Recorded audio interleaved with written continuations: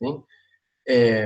Porque a oncológico y a fase terminal no puedo terminar de prepararlo, pero lo podemos dar en el día de mañana. Después ya al finalizar la clase, ya nos ponemos de acuerdo y ya para mañana podemos prepararlo.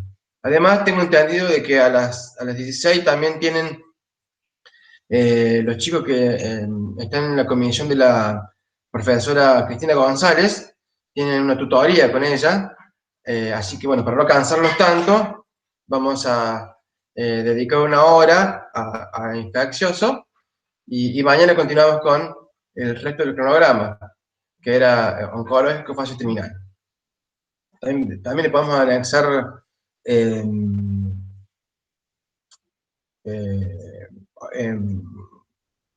ACV y Alzheimer, que corresponde al neurológico.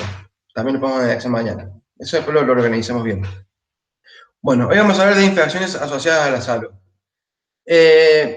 Primero, lo que primero que vamos a ver es qué es una infección. ¿Sí? Una infección es la formación y la reproducción con éxito de un agente infeccioso dentro de un organismo. O sea, necesitamos un agente infeccioso, un medio ambiente propicio y un huésped que reciba esa infección. ¿Sí? Eso es la definición de infección. La formación y reproducción con éxito de un agente infeccioso en un huésped vivo. En el universo, en el planeta, de todos los seres vivos que hay, los microorganismos son los que más abundan. Lo que más hay en el mundo son microorganismos, y que ni los vemos, ¿sí? Por eso es que los problemas infecciosos son problemas que son muy prevalentes y que vamos a tratarlos en muchísimas oportunidades. Más de una vez nosotros mismos padecemos algún proceso infeccioso. Los factores socioculturales están muy relacionados con las infecciones. Y, por ejemplo, lo podemos llevar a las nuevas enfermedades, como el dengue, la gripe A, el COVID-19, que está en boga actualmente. Todas esas infecciones tienen que ver con un factor sociocultural. ¿Sí? Así que eso también debemos tenerlo en cuenta cuando hablamos de infecciones, los factores. En este caso, el factor sociocultural. Para poder hablar de las infecciones, debemos clasificar. ¿Sí? Esto se clasifica de acuerdo al origen, de acuerdo al lugar donde se produjo la infección y de acuerdo a la duración de ellas. Bueno, de acuerdo al origen puede ser endógena o exógena. Recuerden, endo es adentro, exo es afuera. ¿Sí?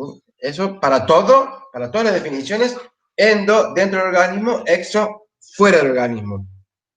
¿Qué significa entonces una infección endógena? Una infección que se provocó a través de un microorganismo que está dentro de nuestro cuerpo. Por ejemplo, nosotros en el tracto intestinal tenemos bacterias. Esas bacterias decomponen alimentos.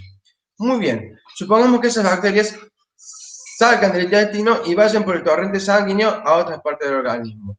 Aquí se produce una infección. ¿De qué tipo? Endógena. ¿Cuáles son las infecciones exógenas? Las que vienen de afuera. Las infecciones que nosotros nos pescamos, por decirlo de alguna manera, del exterior. Por ejemplo, las gripes, la sífilis, la hepatitis A, todos ese tipo de infecciones que nosotros nos transmitimos desde el exterior son las externas. Bueno, así que tenemos acá la primera clasificación, que es en cuanto al origen, endógena y exógena.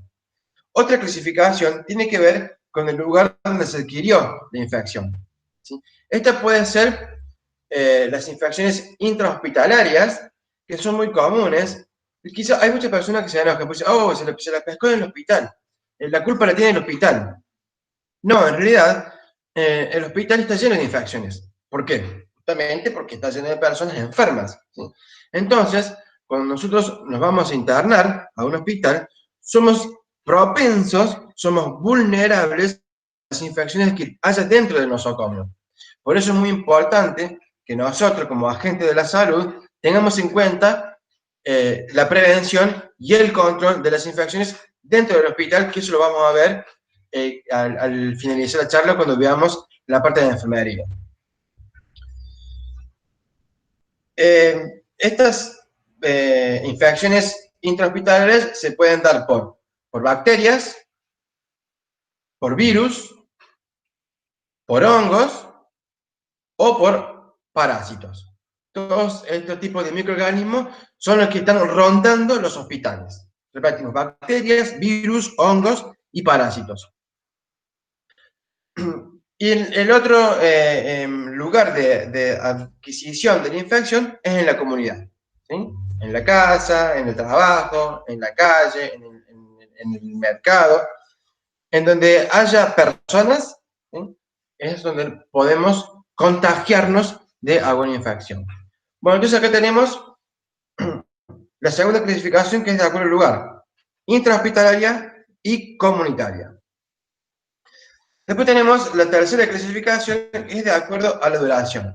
Tenemos infecciones que son rápidas y otras infecciones que son lentas.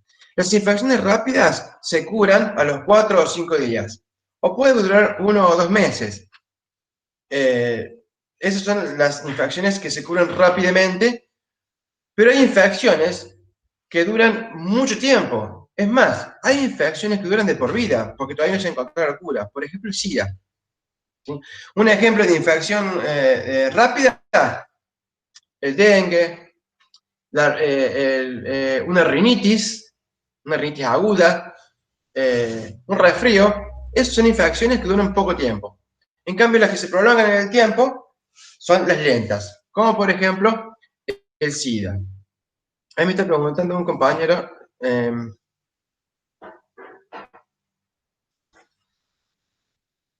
¿sería lo mismo externa y comunitaria? Bueno,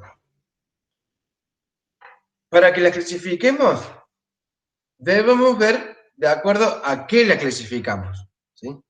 Si la vamos a clasificar de acuerdo al origen de la infección, sí hablamos de exógeno o endógeno. Pero si vamos a hablar de comunitaria o intrahospitalaria, estamos hablando de otra cosa.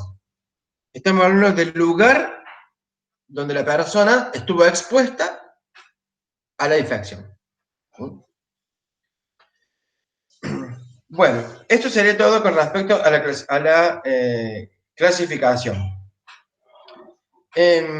Para que una infección entre un organismo, existe una cadena de transmisión, ¿sí? Que tiene 6 eslabones. Nosotros ahora vamos a ver cada uno de los eslabones y lo vamos a ver con una enfermedad real para que veamos la teoría y la práctica, para que entendamos qué es cada eslabón y cómo es en la práctica real, ¿sí? Y vamos a utilizar el COVID-19, porque en el examen le van a preguntar muchas cosas sobre el COVID-19. Cuando finalicemos la charla, vamos a hablar sobre las acciones de enfermería frente a esta nueva pandemia. Bueno, muy bien. El primer eslabón de esta cadena de transmisión es el agente infeccioso. O sea, el agente que provoca la infección, que puede ser un virus, puede ser una bacteria, puede ser un hongo. Digamos que vamos a tomar por caso el COVID-19. El COVID-19 es un virus, ¿sí?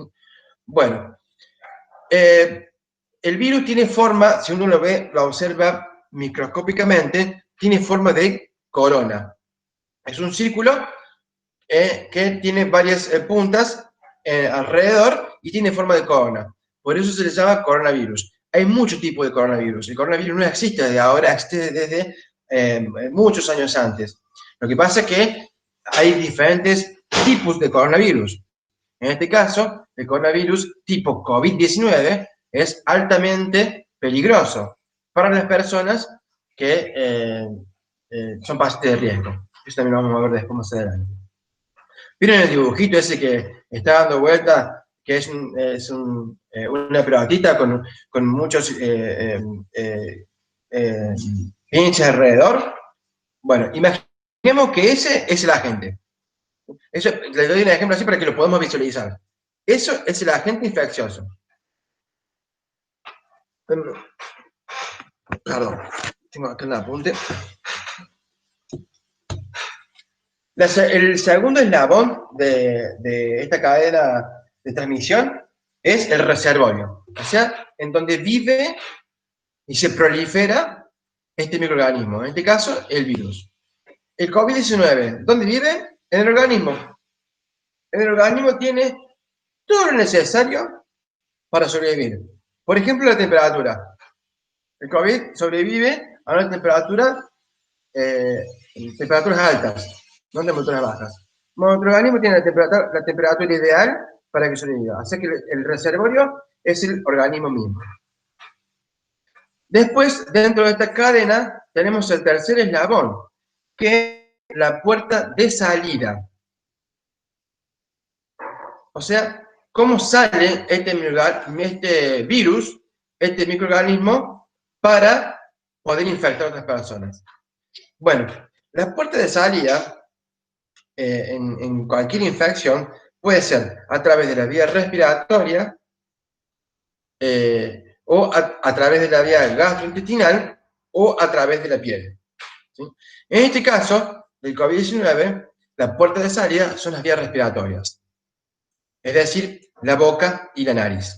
¿Sí? Cuando nosotros hablamos, salen unas gotitas muy diminutas que nosotros no las vemos, porque miden menos de 5 micras. Solamente se pueden ver a través de microscopios. Son muy pequeñas y son muy livianas. Por lo tanto, se mantienen en el ambiente unos minutos hasta que luego, por gravedad, caen. ¿Sí? Y esas gotitas que son expulsadas a 1,20 m, a 1,50 m de distancia nuestra. ¿Sí? Bueno, entonces la puerta de salida del COVID-19 es la vía respiratoria, o sea, boca y nariz, que son las vías respiratorias altas. ¿Sí? Ese es el tercer eslabón de la cadena. Repetimos entonces: agente infeccioso, reservorio y puerta de salida. El cuarto eslabón de esta cadena es el modo de transmisión, porque la transmisión puede ser de manera directa o puede ser de manera indirecta. ¿A qué nos referimos con una transmisión directa? Por ejemplo, las enfermedades de transmisión sexual. O, por ejemplo, a través de otro tipo de fluidos corporales, como la sangre, o la saliva, o cualquier otro tipo de secreción. Estos son a través de un contacto directo. ¿Sí? Las enfermedades venéreas, por ejemplo, son de este tipo, directa. Después hay otras infecciones que se encuentran de manera indirecta. Esto es, por ejemplo, a través de un vector. Por ejemplo, un vector puede ser una aguja, ¿sí? O un mosquito, como en el caso del dengue. ¿Sí? Todo elemento que sea exógeno es un modo de transmisión indirecto. En el caso del COVID-19, tenemos, el modo de transmisión puede ser de dos formas. Puede ser directo o puede ser indirecto. ¿Sí? Porque la transmisión es a través de la saliva, ¿sí? Que puede estar en el aire o puede ser a través de un beso. Por eso se prohíben los besos y se prohíben los abrazos, ¿sí? Porque ese contacto, tanto directo como indirecto, hace que se transmita el virus de una persona a la otra. Ese sería el cuarto eslabón de la cadena. ¿Cuál es el quinto eslabón? La puerta de entrada. Hablamos recién de la puerta de salida. Bueno, las puertas de entrada también son las mismas. Las puertas de entrada son el sistema respiratorio, el sistema gastrointestinal y la piel. En este caso, en el caso del COVID-19, que es el punto que estamos tratando, puede ingresar a través de los ojos, la nariz o la boca. Esa es la puerta de entrada del COVID-19. Los ojos, la nariz y la boca. De ahí se va al tracto respiratorio y se producen las complicaciones o no. ¿Por qué? Porque eso lo vamos a ver después, porque hay personas que todos son susceptibles, pero hay personas que son más vulnerables que otros. Todos somos susceptibles, pero hay personas que son más vulnerables que otros. Ya vamos a ver bien cómo es eso. Y por último, el sexto eslabón de esta cadena es la susceptibilidad del huésped, o sea, nosotros. Hay personas que son más susceptibles que otras a diferentes tipos de bacterias o virus. También hay muchos factores que inciden, como por ejemplo la edad, el factor socioeconómico, la forma en que uno vive. Bueno, todos esos factores hacen o no susceptible y o vulnerable a la recepción de ese agente que comenzó en el primer eslabón, ¿sí? Muy bien, vamos a repasar entonces. Tenemos el agente, tenemos el reservorio, la puerta de salida, el método de transmisión, la puerta de entrada y el huésped susceptible. En cualquier eslabón de esta cadena, yo puedo cortar la cadena de transmisión. Y ahí está el secreto de la enfermería. Que nosotros podemos cortar el eslabón, perdón, la cadena de enfermería en cualquier de estos eslabones. Por ejemplo, si vamos a hablar de la transmisión tanto directa o indirecta, si nosotros tomamos las medidas correspondientes, cortamos la cadena de transmisión y no se produce. Cuando veamos los cuidados de enfermería dentro de un hospital, ahí vamos a acordarnos la cadena, vamos a decir, ah, esta es la puerta de transmisión, y la cortamos. Y la infección no se produce.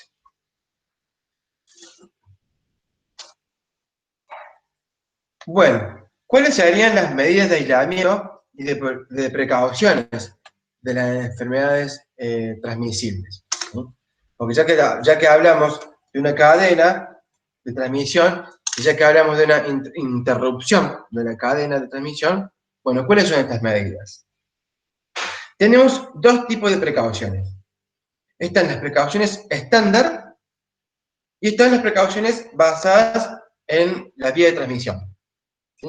O basadas en el microorganismo que afectó a la persona. ¿Cuáles son las precauciones estándar? Son las precauciones que nosotros vamos a aplicar con todos los pacientes. Por ejemplo, el lavado de manos. El lavado de manos va a estar presente en todos los pacientes. Son precauciones estándar, son precauciones que vamos a tener que hacer siempre. Nunca, es más, cuando ustedes estén en la práctica hospitalaria, o de laboratorio, o como se la vayan a dar, cada vez que tengan que hacer un procedimiento, siempre lo primero que ustedes tienen que decir, lavado de manos. Siempre. Para cualquier procedimiento, lavado de manos. Siempre. Porque es la primera barrera que yo tengo para evitar las infecciones.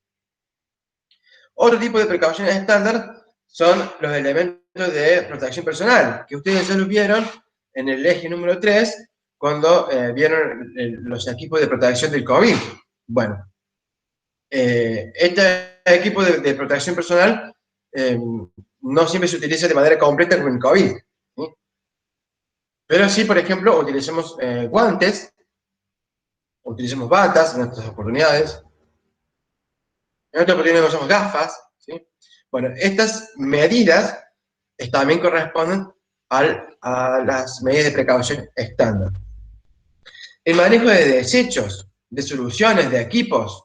Por ejemplo, cuando yo voy a desechar una bolsa de orina, cuando voy a desechar el débito de una sonda nasogástrica, cuando voy a tener contacto con algún fluido, ¿sí? Este manejo de desechos, ¿sí?, está dentro de las precauciones estándar.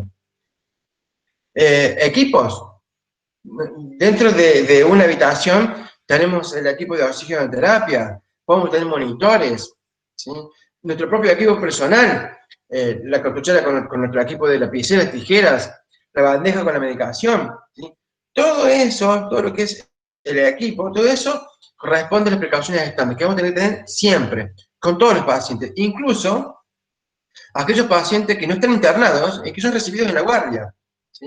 El paciente que todavía no está internado aquí en la guardia, siempre tenemos que tener las precauciones estándar. Mínimo, lavarse las manos. Eso siempre.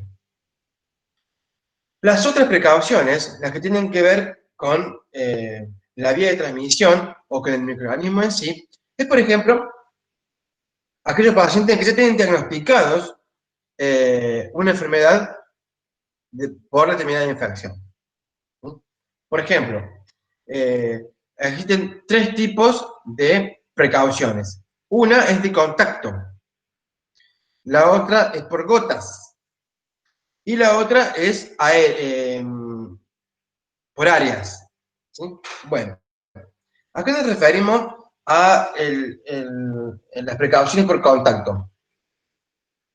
Las precauciones por contacto o los aislamientos por contacto son aquellos pacientes que nos pueden contagiar a través de una herida, a través de la misma piel, ¿sí? O a través de secreciones del paciente. En los hospitales, ustedes cuando trabajen, o los que ya trabajan algunos, van a ver diferentes tipos de aislamiento. Bueno, cuando dicen el carácter aislamiento por contacto, es porque se está refiriendo a este tipo de precauciones.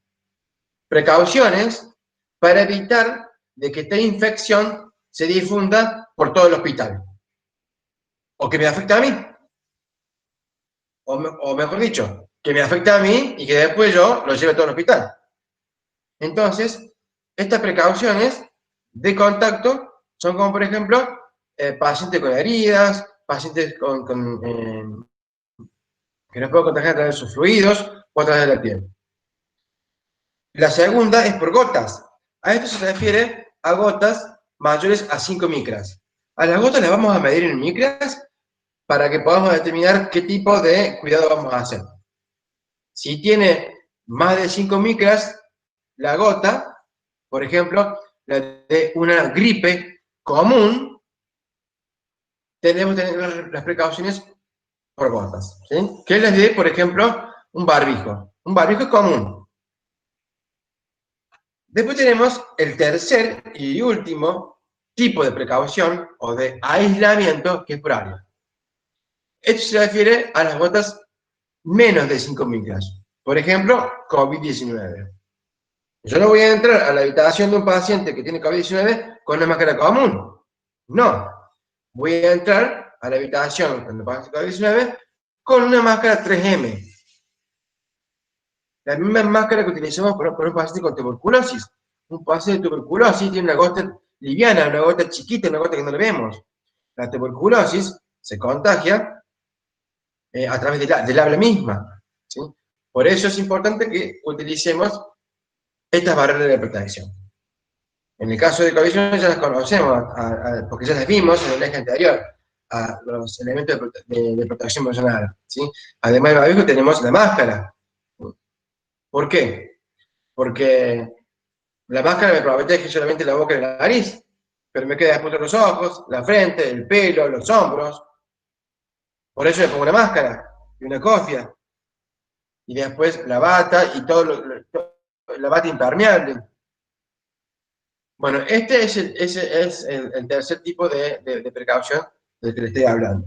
Las precauciones basadas en mecanismo o vía de transmisión. Bueno, muy bien. Vamos a pasar ahora a la fisiología de respuesta humana. Es decir, cómo nosotros respondemos ante una infección. El agente infeccioso siempre va a estar atento a atacarnos. Bien, nosotros tenemos tres tipos de barreras. Y estas barreras actúan de manera ordenada. ¿Sí? Primero una, después la otra y después la otra. De acuerdo a la gravedad o de acuerdo de la capacidad de la agente de introducirse en nuestro organismo. La primera barrera que nosotros tenemos se llama barrera de primera línea de defensa. Y esta es externa. La primera barrera que nosotros tenemos externa son, por ejemplo, la piel y las vellosidades.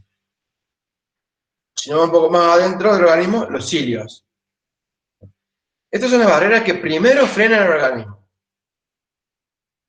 Por eso la piel, cuando ven el sistema tegumentario, una de las funciones más importantes es la de protección. Porque la piel nos protege de cualquier microorganismo que quiera ingresar a nuestro organismo. Las vellosidades, o más adentro, los cilios que están en las vías, a las vías aéreas, respiratorias aéreas, bueno, ellos están ahí para frenar las bacterias, o virus, o cualquier microorganismo.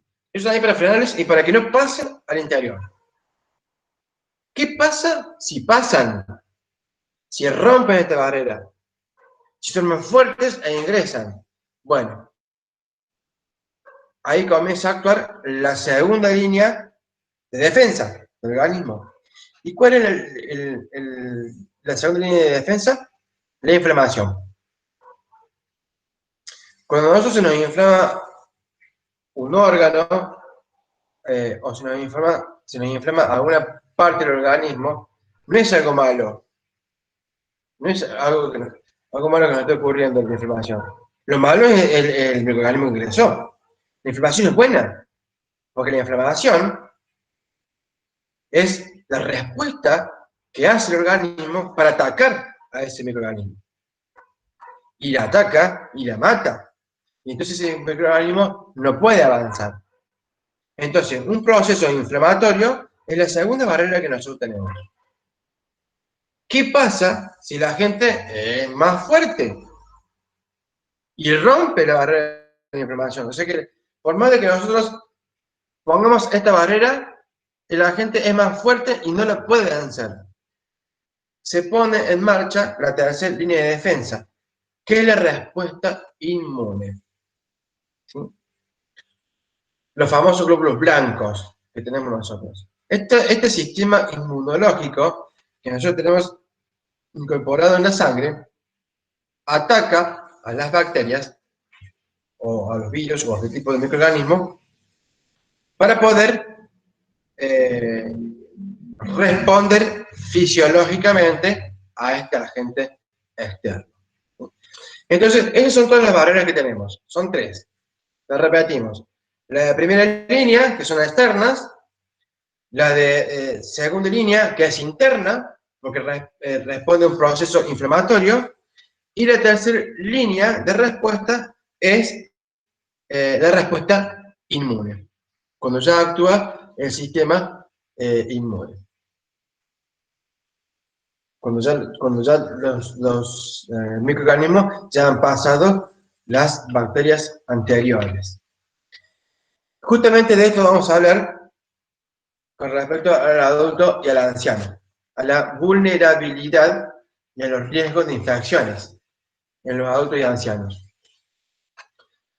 Como ustedes recordarán, en todas las guías anteriores que hemos resuelto de todos los trastornos que hemos visto antes, el adulto y especialmente el anciano tiene diferentes cambios.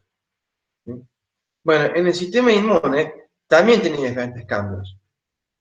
Esto quiere decir de que si hay deterioros en este sistema inmune, el paciente geronte, el paciente que está en la etapa de la vejez, es más vulnerable a las enfermedades. Por eso, hablando del COVID-19, los pacientes mayores de 65 años son pacientes de riesgo, porque son pacientes vulnerables. ¿Sí? Si desde el punto de vista de infecciones en la salud, los pacientes mayores de 65 años son vulnerables.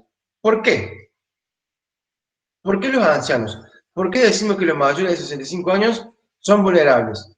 ¿Por qué decimos que los pacientes mayores de 65 años son pacientes de riesgo? ¿Por qué lo decimos?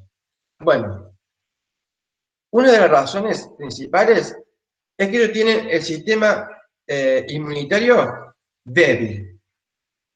El linfocito T disminuye. O sea que la respuesta ante una agente infecciosa es menor que cuando eran adultos o más jóvenes. Los niños y los ancianos tienen este sistema inmunitario débil o más débil que nosotros. Hay un segundo factor que hace que los pacientes mayores sean pacientes de riesgo. Este factor es la comorbilidad. ¿Qué es la comorbilidad? Es la pluripatogenia. ¿Y qué es la pluripatogenia? Tener otras enfermedades, como por ejemplo, diabetes, hipertensión arterial, obesidad, cáncer, como la leucemia, anemia, todos estos tipos de enfermedades, ¿sí? O de pluripatogenia, hace de que la persona sea más vulnerable a que la infección le afecte. El tercer factor de los cambios del envejecimiento es que envejecen los órganos. Y esto lo hemos visto en todos los sistemas. Ustedes hacen una cuenta regresiva con todos los sistemas que ya han visto, el sistema respiratorio, el sistema endocrino, el sistema cardíaco, el sistema urinario, el sistema digestivo. En todos los sistemas, los órganos están más deteriorados. Entonces, los órganos, al estar más deteriorados, son más vulnerables a que se infecten. Por ejemplo, los ancianos tienen mayor riesgo de infección urinaria que el adulto. ¿Por qué? Porque los órganos que componen el tracto urinario, vejiga, uréteres, uretra, riñones, están más deteriorados. Entonces, el tercer factor es el deterioro de los órganos. Y tenemos un cuarto factor que tiene que ver con la vulnerabilidad de los ancianos y es la incidencia de la desnutrición. Un paciente que está malnutrido es un paciente que no va a tener las defensas que necesita para poder enfrentarse a un agente infeccioso. Todos estos factores que vimos, que es el debilitamiento del sistema inmunitario, la comorbilidad, el envejecimiento de los órganos y la presencia de la desnutrición, son factores intrínsecos de los ancianos. Bueno, muy bien. Además de todos estos factores de vulnerabilidad, también tenemos otros factores de riesgo que tienen que ver con el ingreso de las infecciones al organismo. Les voy a pedir que recuerden la teoría de Madeleine-Leininger. La cátedra de adulto y anciano basa todas sus teorías direcciona todos sus cuidados bajo la teoría de Madeleine-Leininger. ¿Sí? Madeleine-Leininger tiene la teoría de la transculturalidad, ¿sí? De que tenemos que tener en cuenta una enfermería para todas las culturas, ¿sí? Inclusive, dentro de nuestra cultura, tenemos un sol naciente. Es un sol naciente que tiene 4 ámbitos. En uno de ellos, que es el segundo, tiene 7 factores. ¿Por qué les traigo Madeleine-Leininger y por qué les traigo sol naciente? Porque estos factores, todos estos factores que yo estoy nombrando, tienen que ver con los factores de riesgo de infecciones. Por ejemplo, dentro de estos sol naciente, uno de los 7 factores es el factor socioeconómico. Fíjense ustedes, por ejemplo, en las villas miserias que hay en Buenos Aires, en grandes urbes, en Buenos Aires, acá mismo en Córdoba. Esos pacientes son muy vulnerables a las infecciones. ¿Por qué? Porque no tienen las condiciones necesarias de salubridad y de saneamiento ambiental. Entonces, tienen aguas cloacales, no tienen buenos hábitos de higiene, no tienen un hábito de alimentación, no tienen el hábito de ir al médico, no tienen los recursos económicos para ir al médico. Bueno, aquí el factor socioeconómico, entonces, tiene mucho que ver con la transmisión de las infecciones. Cuando hablamos de factores de riesgo, piensen en el sol naciente de Marilyn Menninger. Cualquiera de esos 7 factores del sol naciente están incluidos dentro de los factores de riesgo de las infecciones. Y le hablo de este aspecto socioeconómico porque la infección que está en boga ahora y de la que se va a hablar mucho ahora y más adelante, por más de que ya se haya encontrado la vacuna y demás, tiene que ver mucho con estos factores. ¿Sí? Ahora cuando veamos la vigilancia epidemiológica, que es el próximo paso, vamos a ver otro ejemplo de esto. Entonces, cuando a ustedes pregunten cuáles son los factores de riesgo de infecciones, ustedes recuerden los factores del sol naciente de Marilyn Menninger, porque en todos están incluidas las infecciones. Yo les di uno, eso es sociocultural. Bueno, el próximo punto es la vigilancia epidemiológica. Esto lo van a ver sí o sí en el examen. Ustedes van a decir, ¿qué es lo que es la vigilancia epidemiológica? ¿A qué se refiere? ¿Qué significa? La vigilancia epidemiológica es una tarea que tiene todo miembro de la salud, incluso nosotros los enfermeros. ¿Y de qué se trata? ¿Qué es lo que uno hace con la vigilancia epidemiológica? Se trata de recabar datos objetivos y en base a esos datos planificar acciones. ¿Sí? Esto es las políticas del gobierno, del Ministerio de Salud, es esto, vigilancia epidemiológica. Todo lo que el gobierno hace para promover y prevenir enfermedades y después tratarlas es vigilancia epidemiológica. Las políticas gubernamentales. Nosotros hacemos vigilancia epidemiológica en el hospital. ¿Sí? Cuando controlamos, cuando prevenimos, hacemos vigilancia epidemiológica. O sea, obtenemos datos y de esos datos nosotros establecemos acciones. Acciones para frenar esta infección. ¿Cuáles son las preguntas que se plantean cuando hacemos vigilancia epidemiológica? ¿Quién se enfermó? ¿A dónde se produjo la enfermedad? ¿Cuándo se produjo la enfermedad? Por eso yo le decía recién que con esto del COVID-19 íbamos a ver mucha vigilancia epidemiológica. Fíjense que, no sé si ustedes ven canales de Buenos Aires, por ejemplo, o de Córdoba también. Fíjense que en Buenos Aires, por ejemplo, van a diferentes barrios o a diferentes villas y hacen testeos masivos. ¿Sí? ¿Qué han hecho ellos? Ellos han hecho estudios y se han dado cuenta de que ellos son más vulnerables. Entonces, van y hacen control de infección en ese lugar. Acá en Córdoba también lo han hecho. Acá en Córdoba han hecho hisopados y controles en algunos barrios vulnerables. ¿Sí? Esto también responde a la estadística.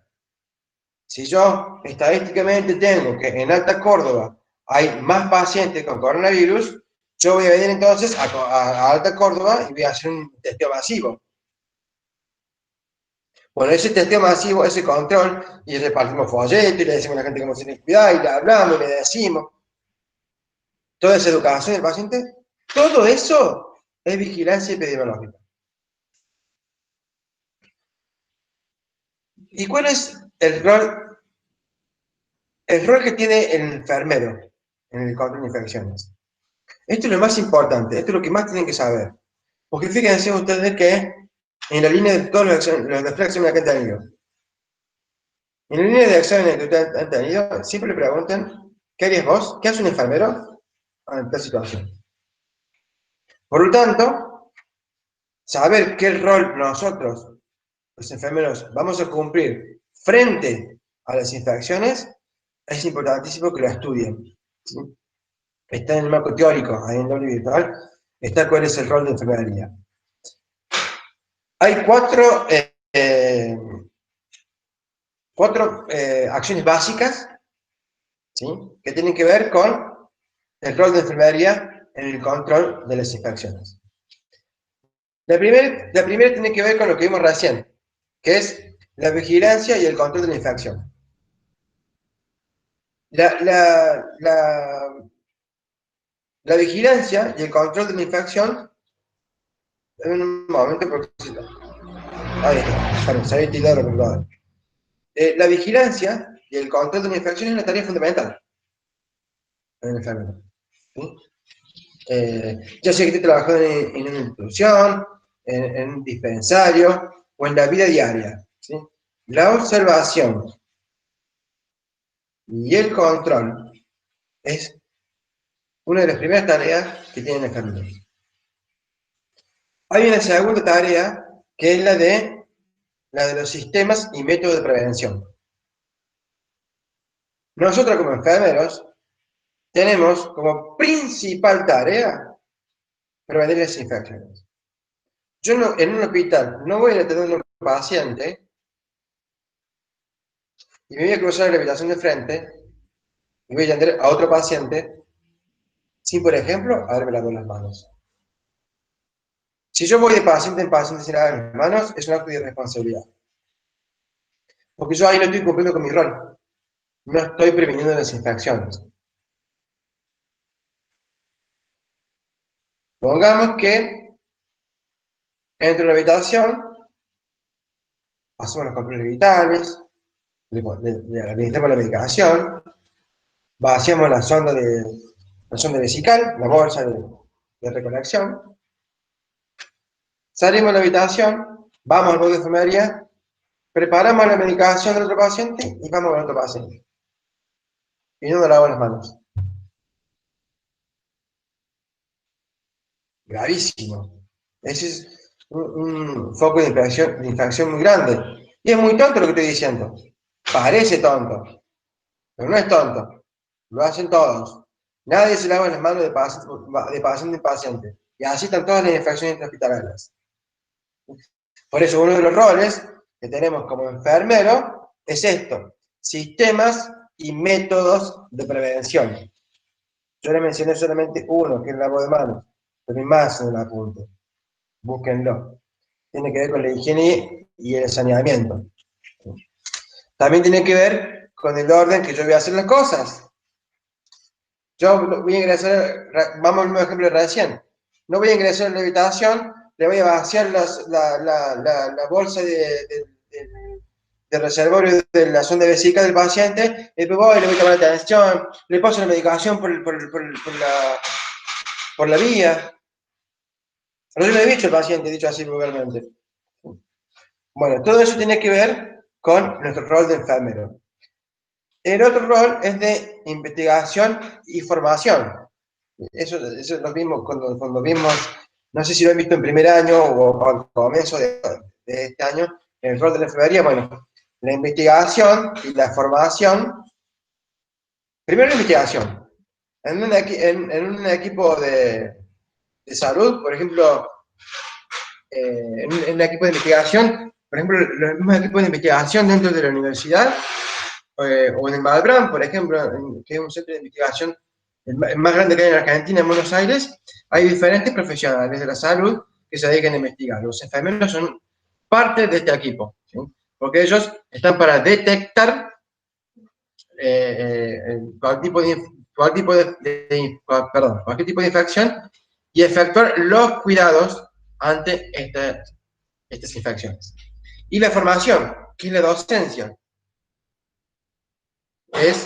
La docencia no solamente se da arriba de con un micrófono en la mano arriba de un escenario ante un grupo de personas. La docencia se da todo el tiempo, hablando con los amigos, hablando con los familiares, nosotros mismos cómo actuamos, como enfermeros, ¿no? Bueno, todo esto también tiene que ver con el rol de la enfermería. Y si lo llevamos al control de infecciones y lo llevamos al tema que estamos tratando, que es COVID-19, todo el tiempo nosotros tenemos que hacer esto, docencia. Yo tengo que ser profesor para ser docente. Nosotros vamos a educar siempre a nuestros seres queridos, a nuestros compañeros, a nuestros amigos, a nuestros hijos, a nuestra familia. Y por último, tenemos un cuarto aspecto del rol de la enfermería con respecto a las infecciones, que es la tecnología y la comunicación. Actualmente tenemos muchas formas de comunicarnos gracias a la tecnología, ¿sí?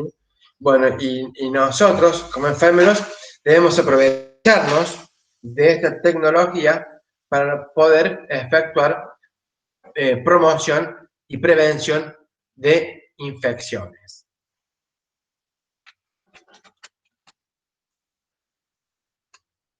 ¿Cuáles? Vamos a ir cada vez más finito. Primero hablamos de la vigilancia epidemiológica, a grandes rasgos. Después hablamos del rol de enfermería. Ahora vamos más finito, vamos a los cuidados de enfermería. ¿Qué cuidados específicos tengo yo que tener? ¿Sí? Para prevenir infecciones. El apunte menciona dos cuidados esenciales que tienen que ver con los catéteres y otro cuidado especial que tienen que ver con los pacientes con trastornos respiratorios, COVID-19. ¿Por qué hablamos de los catéteres? Primero, ¿qué son los catéteres? Son las venoclisis, ¿sí? Cuando iniciamos a un paciente en una vena, ya sea periférica, o cuando el médico lo hace vía central. Eso ya lo vimos en vías de administración de medicamentos, vimos las vías periféricas y las vías centrales. Vía periférica es la que hacemos nosotros, vamos cuando iniciamos un paciente, ¿sí? Y la que hace el médico es la vía central. Bueno, dato 1, la vía central es la principal fuente de infecciones del paciente. Y después la periférica. Primero la central y después la periférica. En grado de ocurrencia estoy diciendo. Por eso la cátedra nos está diciendo que uno de los cuidados principales tienen que ver con los catéteres. Porque los catéteres no se cuidan. Y si los catéteres no los cuidamos, ingresamos infección al paciente. La principal causa de infecciones intrahospitalarias es el mal manejo de las venoclisis, el no cuidarlas. Bueno, ¿qué tenemos que saber? ¿Qué tenemos que saber con respecto a una vía periférica? En primer lugar, cuando lo vamos a hacer, lo vamos a hacer con elementos asépticos, ¿sí? Mirar las manos, voy a usar guantes. Lo primero es nuestra asepsia. Nosotros no tenemos que ser un vector contaminante, ¿sí? Entonces, uno de los cuidados de enfermería tiene que ver con nosotros estar descontaminados. Lavado de manos y guantes cuando lo vamos a acariciar al paciente. Sitio de punción. Tenemos que hacer asepsia. Tenemos que barrer los microorganismos que están en la piel para que cuando yo punce, ¿qué pasa si yo no barro el microorganismo? ¿Qué pasa si yo no hago asepsia? En el sitio de punción ingresan todos los microorganismos. Entonces la asepsia está dentro de los cuidados de enfermería de los catéteres. ¿Sí? Otro de los cuidados, cuidar las llaves de 3 vías. Las llaves de 3 vías, no tengo yo en este momento para mostrarles ahora en la cámara, son conectores.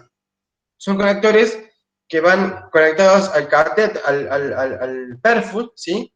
Con los taponcitos para que yo pueda, con la jeringa, venir y poner la medicación que va al torrente sanguíneo, ¿sí? El suelo colgado, viene el perfus, que es el catéter por donde va el suero, y llega a la vena punción. Bueno, en ese catéter, que por debajo del suero, hay una llave de 3 vías. Por esa llave yo administro la medicación. Bueno, con ese ingreso de medicación, tengo que tener mucho cuidado. Si yo no desinfecto la llave de 3 vías cuando voy a meter la medicación, todos los microorganismos que están ahí en la llave de 3 vías van al torrente sanguíneo. Al torrente sanguíneo. O sea, no es una cosa menor. Es peligrosísimo lo que estoy diciendo. Entonces, mucho cuidado con el manejo de la llave de 3 vías cuando vamos a hacer la medicación. ¿Qué pasa cuando es una vía central? Se duplican, se triplican los riesgos. ¿Sí? Porque ahí las bacterias que van a ingresar, no van a ingresar al torrente sanguíneo y van a hacer todo un camino por el organismo y van a llegar al corazón. No, no, no. En una vía central no es el corazón. Yo abro una llave de 3 vías y estoy tocando el corazón del paciente, por decirlo así de manera gravísima, ¿no? para exagerar. Entonces, las vías centrales, los catéteres centrales, ¿sí? Son un vector muy, muy, muy, muy importante a la hora de transmitir una infección.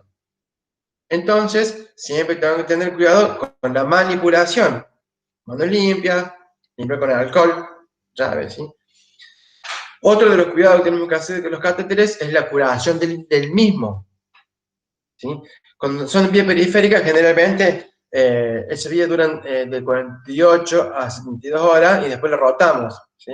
Entonces nos despegamos y curamos. Pero en una vía central, si nosotros vemos algún signo vemos sangre, vemos alguna secreción, vemos rojo, vemos algún signo de inflamación, ¿qué hay? Infección. Está rojo, está inflamado. Hay infección. ¿Qué tengo que hacer? Curar. Curar el sitio de punción de catéter. ¿Sí? Con antiséptico. ¿Se recuerdan? Siempre ustedes pónganse en la cabeza. Siempre piensen cómo yo tengo que prevenir que la infección entre en el paciente. Siempre. Siempre. Acá estamos viendo infecciones. Entonces pensemos en cómo el paciente le van a ingresar las infecciones. Y evitemos eso. Evitar que la infección del paciente es el primer cuidado de enfermería que tenemos dentro de todo lo que estamos hablando.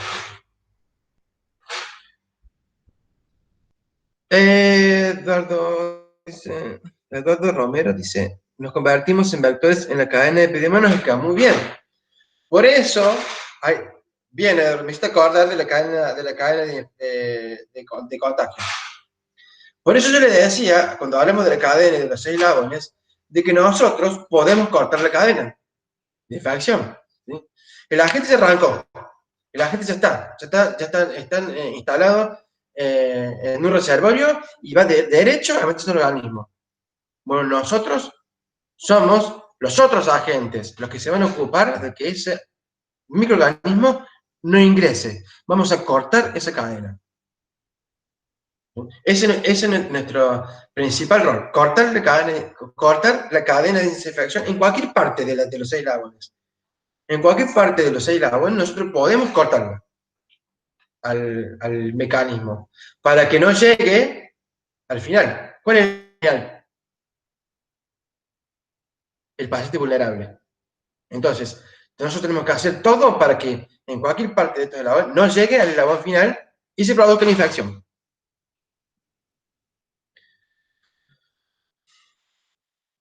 Bueno, esto todo con respecto a control de catéteres. La cátedra después le dio también a cuidados de enfermería en infecciones del COVID-19. ¿Qué hacemos nosotros con un paciente con COVID-19? Nosotros tenemos que atender al paciente. ¿Cuáles son los cuidados de enfermería que yo tengo que tener en cuenta? Eso es pregunta de examen. ¿Qué hacemos con un paciente que tiene COVID-19? ¿Cuáles son Los principales cuidados de enfermería con un paciente con coronavirus. Bueno, el primero, y síntomas. Como en cualquier otro tipo de afección, lo primero son signos y síntomas.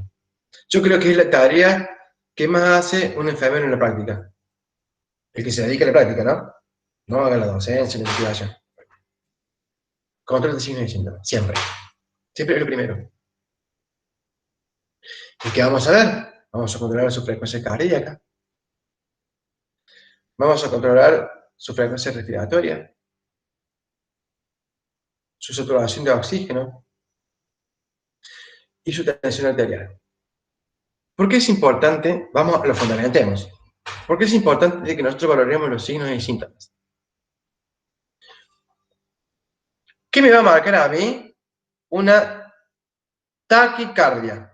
Cuando veo la frecuencia cardíaca, arriba, más de 90. Exageremos, 150. ¿Qué significa? Dos cosas. Esto es fundamental científicamente, ¿eh? Dolor, fiebre. Dolor y fiebre. Entonces, un paciente que tiene coronavirus, que tiene el virus de COVID-19, va a tener fiebre. Nosotros tenemos que controlar eso y bajarle la fiebre. Después tenemos, ya vamos a ver más adelante todo el tratamiento médico, específicamente médico. Están los hipotérmicos, ¿sí? Que son los medicamentos para bajar la fiebre o el dolor. Porque el paciente con coronavirus siente dolor en la caja torácica, le duelen los pulmones, siente mucho dolor. Estamos hablando de pacientes eh, muy afectados por el COVID-19, ¿no? No todos los pacientes tienen COVID-19. Ya vamos a ahondar más en la enfermedad para que podamos hacer los cuidados de acuerdo al paciente. Estamos hablando de un paciente grave, un paciente internado en terapia intensiva, ¿verdad? Bueno, el control de signos y síntomas es muy importante. En una taquicardia tengo presencia de fiebre o dolor y se le comunica al médico. La respiración, fundamental. Tenemos que ver sí o sí la respiración, cómo respira el paciente, si tiene dificultad para respirar, si tiene bradifimia, si tiene taquifimia, si tiene disnea. ¿Sí? Entonces, el primer cuidado de enfermería de un paciente con COVID-19 son el control de signos y síntomas. ¿Cuál es el segundo? El segundo de tres. La monitorización de saturación de oxígeno y el tratamiento de oxigenoterapia. La saturación de oxígeno es fundamental en cualquier paciente que tenga, perdón, en un paciente que tenga cualquier trastorno respiratorio.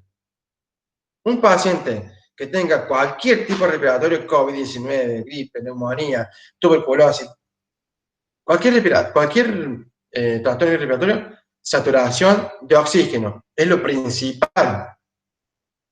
¿De acuerdo a cuánto sature el paciente? ¿Sí? Es decir, yo voy a necesitar administrarle oxigenoterapia o no. ¿Y cuándo le voy a administrar oxigenoterapia? Cuando el paciente me esté marcando menos del 90% de la saturación.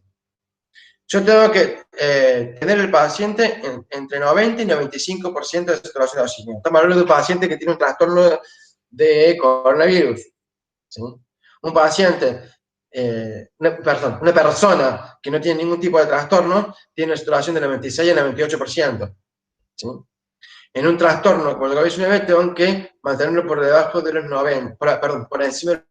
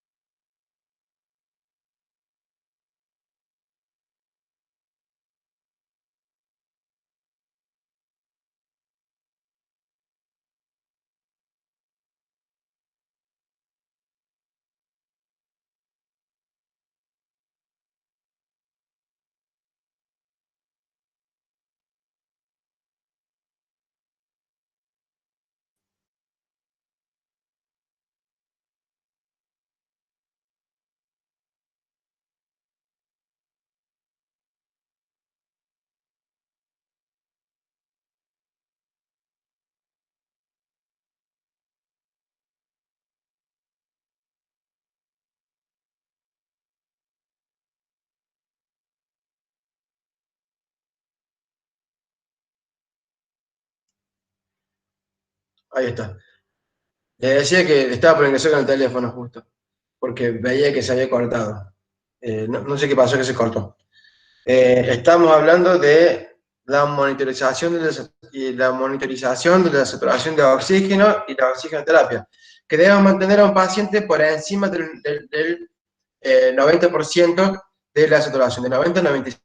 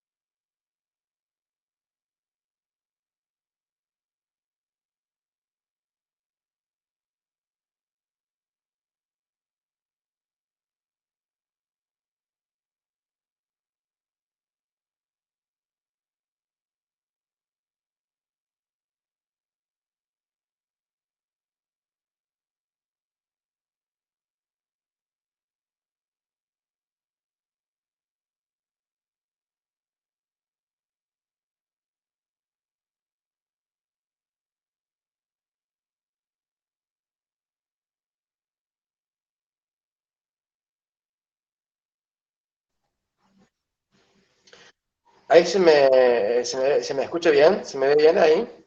Alguien que me responda si se está viendo bien. ¿Sí? Bueno, salté de la computadora, me pasé el teléfono porque no sé qué pasa con la computadora. Estoy tratando de ponerlo que me puedan ver bien. Bueno, estábamos entonces con los pacientes que tienen coronavirus y que el cuidado principal que tengo que tener con los pacientes de coronavirus es el control de saturación de oxígeno, la monitorización de saturación de oxígeno y, además de la monitorización, la aplicación de la oxigenoterapia. Esto es importantísimo y ya lo vimos en la oxigenoterapia. El paciente que tiene la manifestación de hipoxemia, debemos aplicarle la oxigenoterapia. ¿Cuál es el primer método de oxigenoterapia que utilizamos? La cánula nasal, de 2 a 6 litros. Muy bien. Yo al paciente lo veo con baja saturación de oxígeno, menor al 90%, y le administro oxígeno por cánula nasal, ¿sí? De 2 a 6 litros.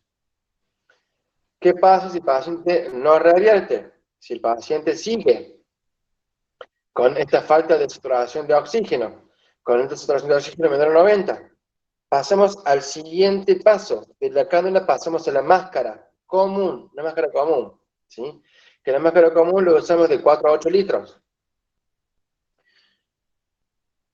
¿Qué pasa si el paciente no levanta la saturación? Pasamos a una máscara con reservorio, ¿sí? Le estoy diciendo paso a paso porque esos son los cuidados de enfermedad que tenemos que tener. Y se lo pueden preguntar. Le van a preguntar, ¿y qué hacemos qué cuidado de enfermería le harían a usted a un paciente con COVID-19? Bueno, sí, de los signos vitales, bueno, pero si lo monitorizamos y tiene menos del 90% de saturación, ¿qué hacemos? Bueno, la cánula, pero si no la cánula, no, la máscara, y la máscara, no, la máscara con reservorio. Así, paso por paso. Cánula, máscara y máscara con reservorio. Ese es el cuidado de enfermería que vamos a hacer con respecto a monitorización de saturación de oxígeno y administración de oxigenoterapia. ¿Bien? ¿Y cuál es el tercer cuidado de enfermería que vamos a tener con un paciente con COVID-19?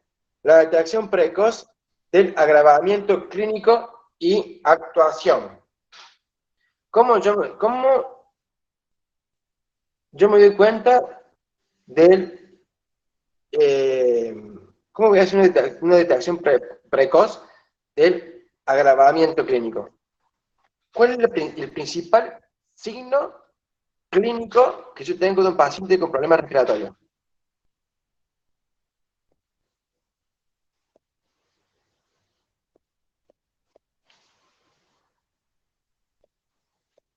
clínico, te dicen, no miremos el monitor, no miremos la saturación de oxígeno. ¿Cómo yo me di cuenta que el paciente está saturando bajo sin ver el monitor? Muy bien. Cianosis. La cianosis, ¿signo de qué es?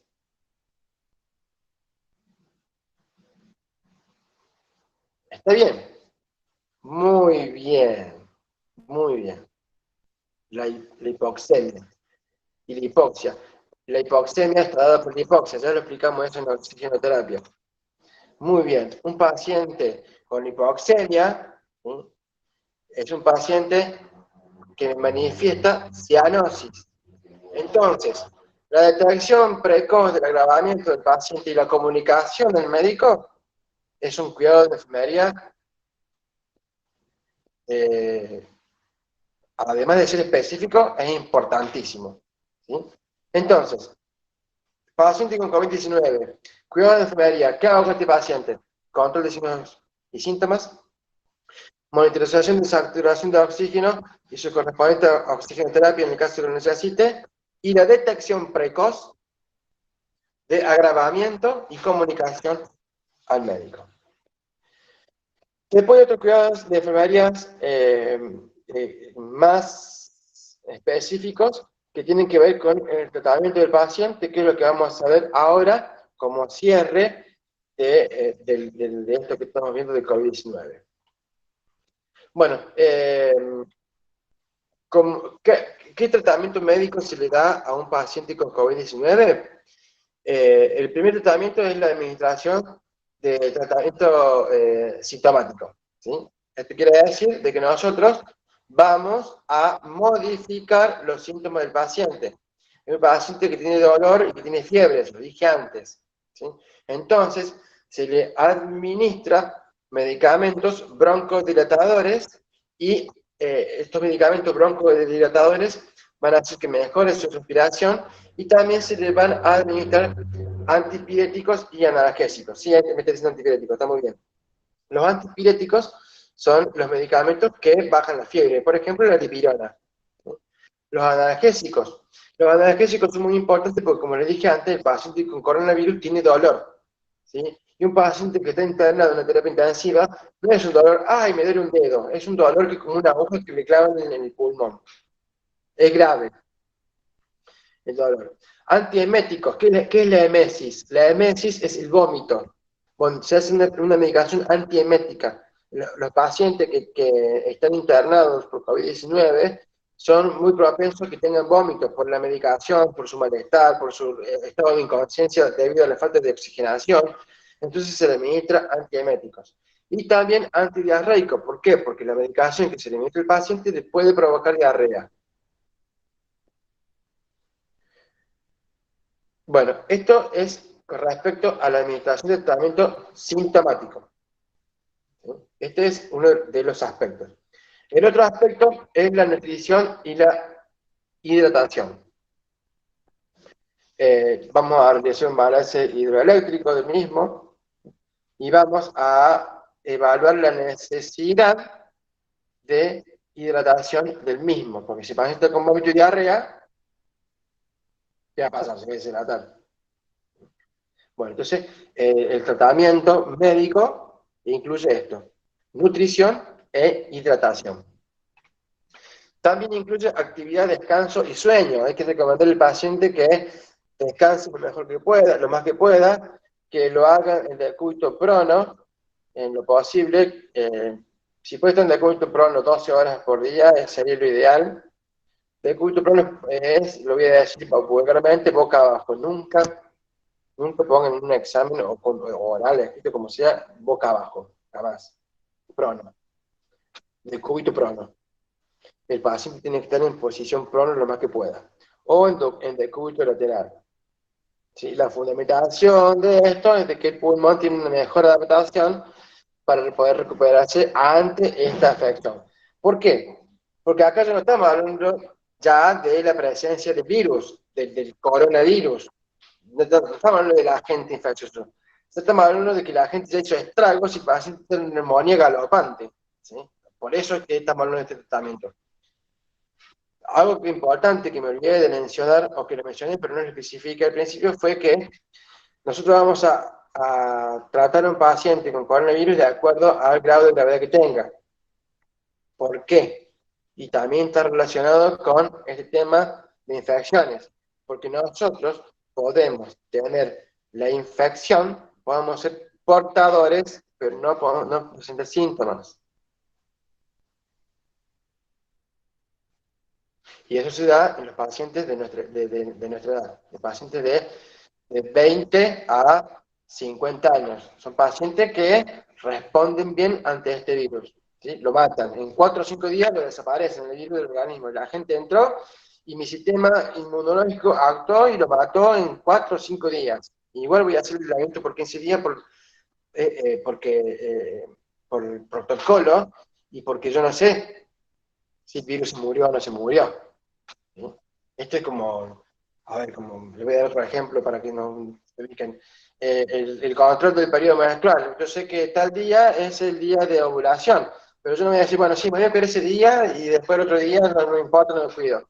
No, el periodo de ovulación es tal día, pero yo por las dudas me voy a cuidar 5 días antes y por 5 días después.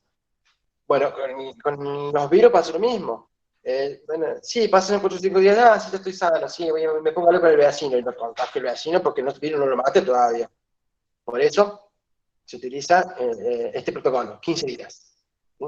Porque es lo máximo que puede durar, ni siquiera de 15 días, lo máximo que dura este virus son 10 días. ¿Sí? El organismo lo mata antes, sí o sí.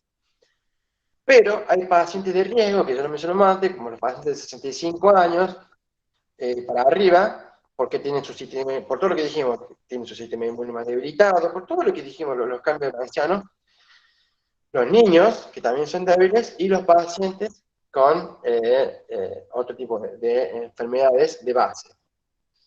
Bueno, estos pacientes de riesgo, como los ancianos, como todos los pacientes de riesgo, son los que van a recibir este tratamiento que les acabo de decir, y son los pacientes que van a recibir nuestros cuidados, que son, si no hay síntomas, monitorización de saturación de oxígeno y oxigenoterapia, y la detección precoz del agravamiento clínico.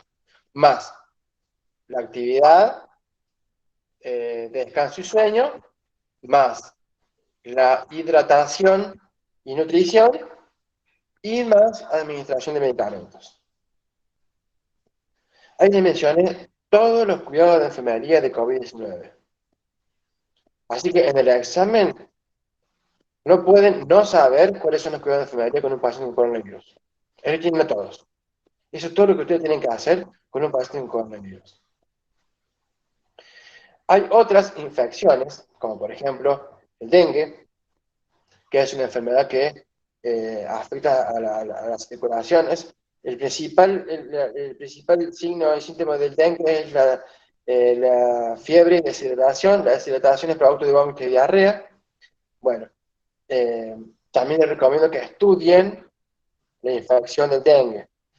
También es importante que estudien la infección de la tuberculosis, que es una forma de neumonía. La tuberculosis también se la va a tomar. Así que también estudien lo que es tuberculosis. ¿Sí? Yo me dediqué ahora en esta clase a hablar solamente, a hablar a grandes rasgos lo que es una infección, cómo ataca el organismo y cómo nosotros frenamos la cadena de infección. Pero es muy importante de que ustedes sepan no solamente coronavirus, no solamente COVID-19, sino también las otras infecciones que yo vi que les piden en las guías. Dengue, tuberculosis, creo que la otra. No me acuerdo por otra más. Eh, bueno, no sé si tienen alguna pregunta. Estaba agarrando el mouse y estoy con el teléfono. Voy a ver acá en los mensajes si hay algún mensaje.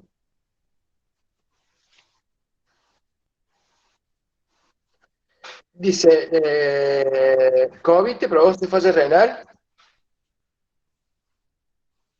La falla renal es gravísima porque después te produce una falla multiorgánica. ¿Sí? No precisamente el COVID-19 te produce una falla renal.